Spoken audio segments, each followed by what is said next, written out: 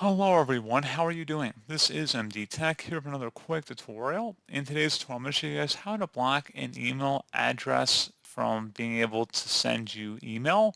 So this should hopefully be a pretty straightforward process here, guys. And without further ado, let's go ahead and jump right into it. Select the email from whatever address you want to send automatically to spam.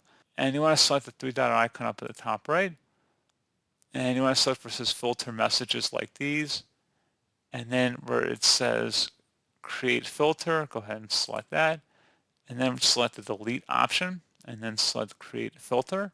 And that's all you have to do. So pretty straightforward process, guys. I do hope I was able to help you out. And I do look forward to catching you all in the next tutorial. Goodbye.